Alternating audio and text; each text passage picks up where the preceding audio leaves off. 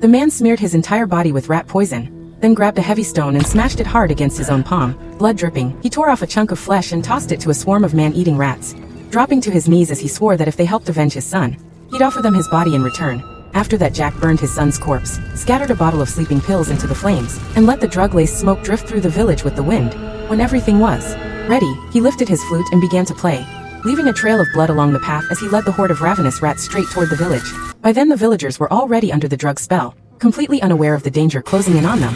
By the time they realized something was wrong, it was far too late. The village chief's son, terrified, scrambled into a cage thinking it would keep him safe, but he underestimated the power of the swarm. In an instant, the rats tore through the cage and devoured him alive. The chief, startled by the man's screams, ran outside, only to freeze at the horrific sight before him. In a panic, he grabbed a torch and tried to push his way through the tide of rodents, desperate for an escape.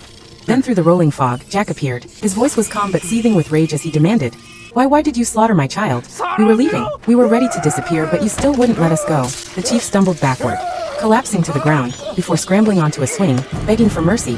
But Jack ignored his pleas. The flute's eerie melody rose again, and the rats surged forward, climbing onto the swing in a frenzied mass. The rope snapped under the weight, sending the chief crashing to the ground, where the horde descended on him.